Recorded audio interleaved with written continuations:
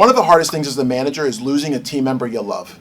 It sucks, especially when you feel like there was unfinished business, that the two of you could have done some more awesome stuff together.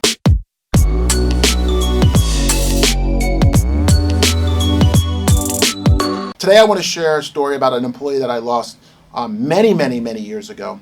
And back when I was managing everyone on the team, I took her out for beers at my local spot, and we chatted. And here's what she taught me in that exit interview, I guess you could call it.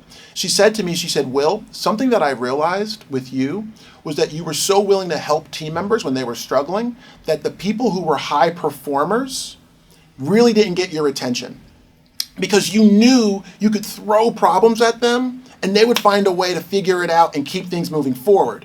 And you always looked for kind of like the wounded puppy, right? So what ends up happening is I was constantly spending time there, and she said the way I was going to get your attention was by messing things up.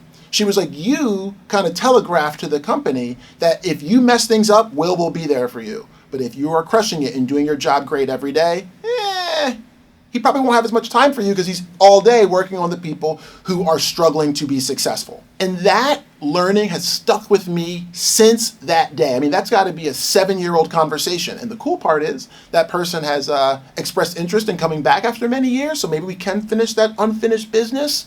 But certain times as a manager, you got to lose somebody, and then you got to turn around and take an honest perspective of yourself and say, man, if I lost that person and we had a lot of unfinished business to do, was there something that I could have done differently?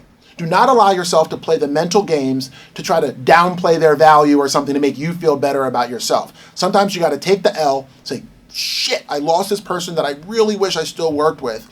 And as long as you believe that they're not a complainer and that they're actually going to bring you really valuable insights that you might not have seen, you're going to want to meet with those people, even maybe after they left, to talk about what you could have done to have been a better manager to them. That is truly how you learn, because those people are most safe to tell you all the messed up stuff because you don't pay their paychecks anymore. I got a few things that I would recommend that you can do so that you don't fall into that trap.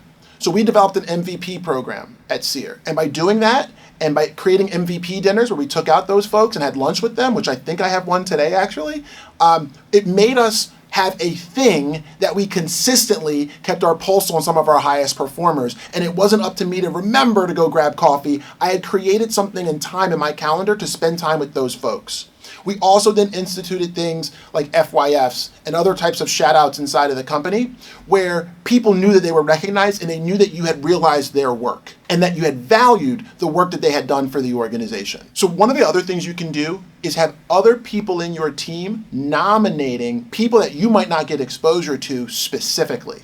So for instance, I'm getting ready to start to roll out where my team leads and my managers and directors, I might say, hey, you know what? This month, I'm going to take this group of people out to dinner. And that group I want to be are interns and past interns that you loved. Or maybe it's MVPs from 2017. Or maybe it's another group. But my hope is that I can block out a set of time every month where we bring together people that fit that criteria so I never again slip into the thing that I had done 7 or 8 years ago. And I'm thankful for that one employee, and you know who you are, for being honest enough with me, because that feedback that you gave me made me a better manager to the hundreds of people that came after you. So thank you, you know who you are, and I hope that those tips help you not fall into the mistakes that I did early on in my career managing people.